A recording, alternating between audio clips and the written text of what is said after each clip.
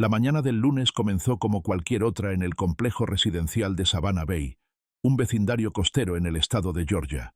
Sin embargo, a las 8:27, la rutina fue interrumpida por una llamada de la administradora del edificio. Un olor persistente proveniente del tercer piso inquietaba a los vecinos. La policía respondió a la alerta, y al entrar al apartamento 3B, propiedad de Lauren Álvarez, lo que encontraron no fue una escena de caos, sino un orden casi inquietante. Una taza de té fría reposaba sobre la mesa, junto a una computadora portátil que mostraba una página del Servicio de Ciudadanía e Inmigración. En la entrada, una maleta cerrada y sin señales de haber sido usada, y en la repisa del recibidor, los zapatos que Lauren solía usar a diario. Nada estaba fuera de lugar, y sin embargo, todo parecía estar fuera de contexto. Lauren no había sido vista desde el viernes anterior. Según su esposo, Joshua Miller, ella había salido a visitar a una amiga en Austin. Sin embargo, no existía registro de viaje, ni llamadas recientes, ni siquiera movimientos en sus redes sociales. Las cámaras de seguridad del edificio, curiosamente, estaban inactivas ese fin de semana por mantenimiento. La investigación inicial no arrojó signos de forcejeo, y el apartamento estaba limpio, demasiado limpio. En el cesto de basura, un borrador de una carta sin enviar a su jefe, y una lista de pendientes con una sola palabra subrayada: consulado. En el buzón, un aviso de recogida de pasaporte, aún sin reclamar. Lo más desconcertante no fue la ausencia de Lauren, sino el silencio sistemático que dejó tras de sí, como si su desaparición hubiese sido cuidadosamente orquestada para no levantar sospechas, al menos no de inmediato. En los días previos a su desaparición, Lauren Álvarez mantuvo un comportamiento que, aunque sutil, comenzó a generar inquietud entre sus compañeros de oficina. Continuaba cumpliendo con sus responsabilidades, pero había dejado de asistir a las reuniones sociales del equipo y pasaba sus descansos sola, hablando en voz baja por teléfono. Algunos notaron que evitaba conectarse al Wi-Fi corporativo, optando por usar datos móviles incluso para tareas rutinarias.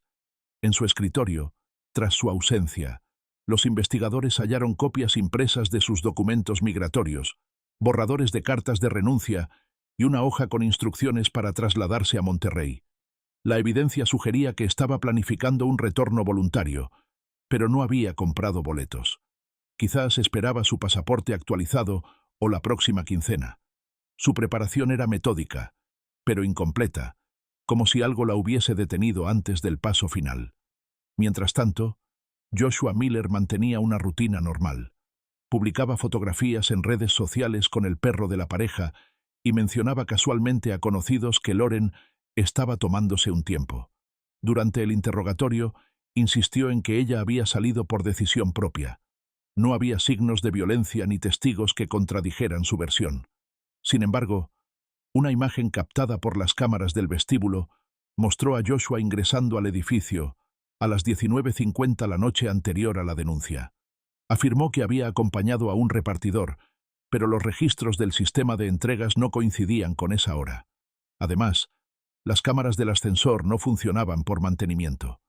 Entre los documentos examinados, uno llamó particularmente la atención: una autorización firmada por Lauren que permitía a Joshua acceder a su cuenta bancaria, fechada la misma noche en que desapareció. El documento era legalmente válido, pero su contenido, sumado al contexto, encendió nuevas alertas. A medida que la investigación se profundizaba, el nombre de Joshua Miller comenzó a vincularse con un patrón inquietante. Registros migratorios confirmaron que había estado previamente casado con 2 ciudadanas extranjeras. Ambos matrimonios habían terminado en circunstancias poco claras, con separaciones abruptas seguidas por la repatriación de las esposas. Ninguna de las mujeres había presentado denuncias formales, y los archivos oficiales solo mostraban procesos de divorcio rutinarios. Sin embargo, un detalle captó la atención de los investigadores. Los 3 matrimonios, incluido el de Lauren, compartían una duración similar, todos terminando cerca del punto en que sus cónyuges podían solicitar una residencia permanente. La policía logró contactar a Ellie Ramos, su primera esposa, ahora residente en Toronto. Aceptó hablar bajo condición de anonimato. describió una relación en la que Joshua ejercía un control sutil pero constante sobre su vida.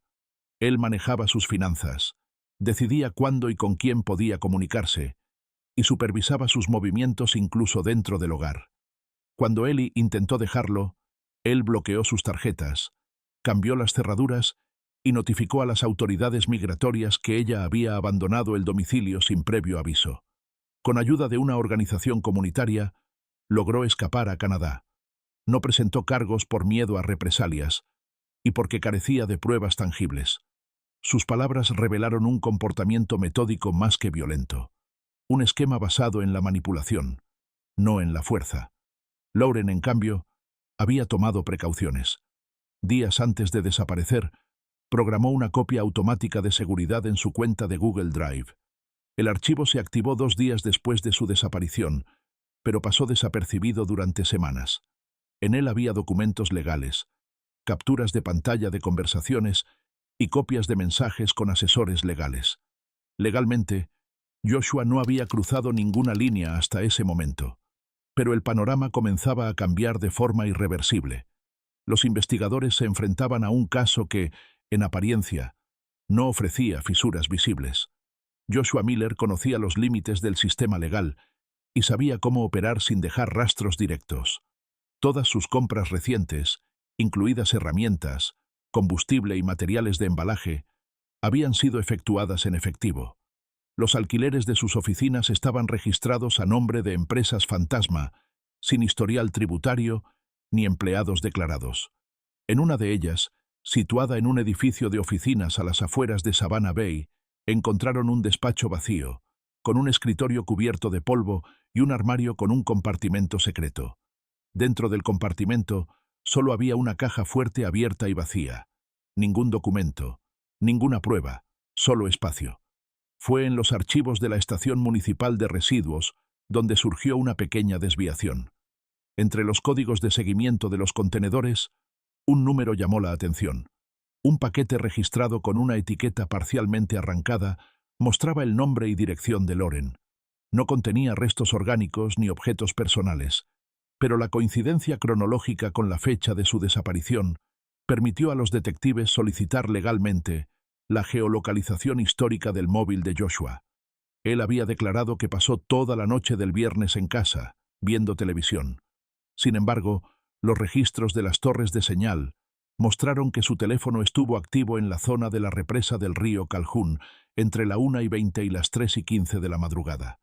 No era evidencia concluyente, pero sí una discrepancia clara. La cámara del estacionamiento del edificio donde vivían no funcionaba. El vigilante nocturno apenas recordaba haber visto el vehículo de Joshua salir en horario poco habitual, pero no pudo precisar detalles. No había testigos, ni sangre, ni confesión, solo pequeños hilos sueltos que, uno a uno, comenzaban a trazar un perfil meticuloso. Joshua no había cometido errores, solo había subestimado la capacidad de quienes lo observaban. 3 días antes de desaparecer, Lauren Álvarez acudió discretamente a una organización local de asistencia a inmigrantes. No proporcionó apellidos, ni firmó formularios. Solo pidió hablar con alguien que pudiera orientarla en asuntos legales relacionados con su estatus migratorio. Solicitó que no la llamaran, que no enviaran correos, que no dejaran rastro. La voluntaria que la atendió recordó su ansiedad, su constante revisión del teléfono y el cuidado con el que ocultaba su rostro. Acordaron un nuevo encuentro para el lunes siguiente, a las 9 en punto. Lauren nunca llegó. Ese mismo lunes, una cámara de seguridad ubicada frente a la sede de la organización registró la presencia de un hombre con capucha, que permaneció en las inmediaciones durante 12 minutos. En su mano sostenía un teléfono que, según el análisis posterior, coincidía con el número de Lauren. A las 8:51 recibió una llamada desde la oficina. La conexión fue rechazada casi de inmediato. A las 9:33, el dispositivo quedó completamente inactivo, sin rastro de reactivación posterior. No era una coincidencia. El detective Jason Miller lo entendió como un movimiento planificado, ejecutado con antelación y precisión. 10 días después, una orden judicial permitió registrar el domicilio de Joshua Miller. La casa estaba impecable, casi estéril. Nada llamaba la atención hasta que, en uno de los cajones del despacho, se halló una memoria USB dañada. Técnicos forenses lograron recuperar parcialmente su contenido. Entre los archivos corruptos, apareció un fragmento de video grabado con baja resolución. En él, Lauren miraba directamente a la cámara. Sus palabras eran breves. Su rostro mostraba angustia. Decía que no se debía confiar en alguien, aunque el nombre no se entendía claramente. El archivo se cortaba abruptamente, sin fecha, sin origen verificable. No era una prueba judicial, pero sí una huella emocional. Un eco de advertencia perdido entre capas de silencio.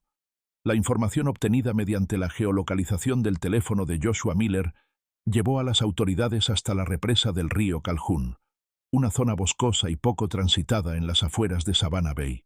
Con el apoyo de drones y equipos de búsqueda terrestre, los investigadores inspeccionaron el área durante 2 días. En uno de los bordes, junto a un acceso de tierra batida, detectaron huellas recientes de neumáticos y restos de arcilla removida, aún húmeda. Los perros rastreadores marcaron 2 puntos, pero tras excavar, no se hallaron restos humanos. Era una señal, no una prueba. El río, caudaloso y profundo, no devolvía respuestas. 5 millas al este, en un polígono industrial sin actividad reciente, localizaron una nave alquilada por una de las empresas ficticias registradas a nombre de Miller. En su interior, solo encontraron residuos de cartón industrial, fragmentos de cinta adhesiva y rastros de caucho quemado. No había cámaras, registros de entrada, ni vecinos. En el suelo, los técnicos forenses recogieron fibras y un grupo de cabellos. Los análisis genéticos posteriores revelaron que compartían marcadores con el perfil de Lauren Álvarez, pero no eran concluyentes. Nada unía legalmente a Joshua con esa escena, salvo el contrato de arrendamiento, a punto de expirar. Mientras tanto, Miller canceló discretamente la oficina principal de su firma de bienes raíces y transfirió fondos a una cuenta en el extranjero. Compró un boleto de avión con destino a Panamá, bajo el nombre de Stephen Carver, una identidad falsa respaldada por documentos aparentemente válidos. Sin embargo, no abordó el vuelo. Cámaras de seguridad lo captaron tomando un autobús hacia Atlanta a las 5:45 de la mañana. Bajó antes de llegar a la estación principal, evitando controles. Todo indicaba planificación. No improvisaba. Estaba ejecutando una salida, construida con calma. Creía que no lo seguirían. Creía que nadie uniría los fragmentos. Se equivocaba. El 19º día tras la desaparición de Lauren Álvarez marcó un giro crucial. Joshua Miller fue detenido en el puerto internacional de Miami mientras intentaba abordar un vuelo con destino a Belice. Presentó un pasaporte a nombre de Stephen Carver, emitido supuestamente en Texas, con sellos que indicaban un historial de viajes ficticio. La alerta se activó automáticamente a través del Sistema Federal de Reconocimiento Facial. Fue escoltado sin resistencia. Su actitud era calmada, casi mecánica. Solicitó un abogado y se acogió a su derecho al silencio. No hizo declaraciones. En el registro de su equipaje encontraron lo mínimo: ropa, efectivo en distintas divisas, una tarjeta bancaria sin nombre y una memoria USB vieja, escondida en el forro de una mochila. El análisis forense de la memoria reveló documentos organizados con precisión. Había capturas de foros sobre cómo desaparecer sin dejar rastro, listas de países sin tratados de extradición con Estados Unidos y un itinerario con fechas estimadas de tránsito. Ningún archivo mencionaba a Lauren. No había fotografías, notas personales, ni referencias indirectas. Todo parecía diseñado para un solo propósito: desaparecer. Fue arrestado bajo cargos de fraude documental e intento de evasión migratoria. Aunque no existía aún una acusación por desaparición forzada, la Fiscalía comprendió que se enfrentaban a un individuo que llevaba años perfeccionando una estructura paralela. No había cuerpo, pero sí un patrón. 3 matrimonios con extranjeras, todos terminados antes de su legalización, acompañados de transferencias sospechosas, empresas ficticias y rastros de manipulación emocional y financiera. Durante la audiencia preliminar, el fiscal presentó un video antiguo de Lauren, grabado en una universidad de Monterrey. En él, Explicaba a otros jóvenes cómo solicitar visas de estudio en EE. Su voz era firme. Sonreía con convicción. Era la última vez que se le escuchaba hablar de libertad. Después de eso, solo quedó el silencio. El juicio contra Joshua Miller comenzó bajo una intensa expectación pública y concluyó envuelto en una atmósfera de incertidumbre. A diferencia de otros procesos, no hubo confesión ni evidencia directa del crimen principal. El cuerpo de Lauren Álvarez no apareció, y Miller nunca admitió su implicación en su desaparición. La Fiscalía presentó un caso basado en acumulación, transferencias bancarias opacas, vínculos con empresas ficticias, documentos migratorios manipulados y un historial repetido de matrimonios truncos con mujeres extranjeras. No era una prueba concreta, sino un patrón que se repetía con precisión quirúrgica. El jurado deliberó durante más de 4 días. El desafío no era solo legal, sino moral. Tenían frente a sí a un hombre sin emociones, cuya estrategia no había sido actuar por impulso, sino planear para no dejar huella. Al final, Miller fue declarado culpable de secuestro agravado, fraude migratorio y conformación de una estructura delictiva para beneficio personal. Recibió una condena de cadena perpetua sin posibilidad de libertad condicional. El juez dejó claro en su sentencia que no se trataba de castigar la ausencia de un cuerpo, sino de frenar una secuencia que, de no interrumpirse, seguiría generando víctimas invisibles. Aún así, la resolución no ofreció consuelo a los allegados de Lauren. No hubo acta de defunción. No hubo entierro. No hubo respuestas. Durante la audiencia final, Joshua se limitó a mirar hacia adelante. Sin mostrar reacción, pronunció una sola frase ante las cámaras.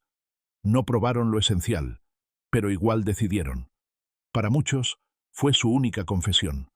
No la de un crimen, sino la de su creencia de superioridad ante el sistema. El detective Jason Miller renunció poco después. Dejó una nota breve en el expediente.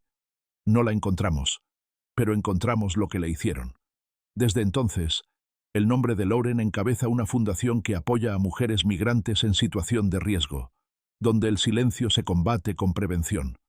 La última acción verificable de Lauren Álvarez fue un correo electrónico enviado a una voluntaria de la organización que la había recibido días antes. El mensaje, breve y sin firma, decía: «Temo que él vuelva a restringirme el acceso. Si no llego a la cita, notifíquenlo a UCIS». El correo fue recibido, pero no leído hasta 12 días después. El sistema automático lo clasificó como correspondencia secundaria, y la alerta nunca se activó. Cuando finalmente fue abierto, Lauren ya llevaba más de una semana desaparecida. El protocolo falló, no por negligencia, sino por simple saturación. El mensaje ahora forma parte del archivo del caso, como símbolo de una advertencia que nadie logró escuchar a tiempo. A partir de allí, todo lo demás pertenece al terreno de las conjeturas. Los expertos creen que el cuerpo pudo haber sido arrastrado por el cauce del río, enterrado en una zona remota o incluso trasladado fuera del estado. Ninguna teoría es excluyente. Todas comparten un elemento central: la imposibilidad de encontrar una respuesta concluyente.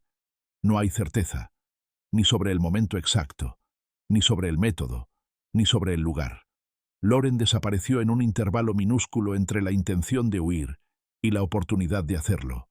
Era una mujer que había planeado su salida, que había buscado ayuda, que dejó registros, pero el sistema no fue lo suficientemente rápido para interceptar la caída. Joshua Miller no necesitó violencia visible, no hizo amenazas abiertas, no impuso aislamiento físico. Su poder residía en las pausas, en los vacíos que se abrían entre sus actos, en el control ejercido con frialdad, sin levantar la voz. Lauren no dejó de existir, dejó de tener margen, y en ese espacio donde debió haber vida, solo quedó un eco. No hubo final, solo una ausencia que nunca encontró su punto de cierre. Todo lo que aparece en este video es una expresión artística, creada exclusivamente con fines narrativos, de reflexión o de análisis de determinadas situaciones de la vida real. No apoyamos la violencia, no promovemos comportamientos ilegales y no alentamos a nadie a repetir lo mostrado. Si estás pasando por una situación que pone en riesgo tu seguridad o tu bienestar, te recomendamos acudir a las autoridades correspondientes o a servicios de asistencia profesional que podrán ayudarte. Recuerda también que las opiniones expresadas en este video pueden formar parte de una intención creativa, satírica o crítica del autor, y no necesariamente reflejan su punto de vista personal. Cuídate mucho y mantente a salvo.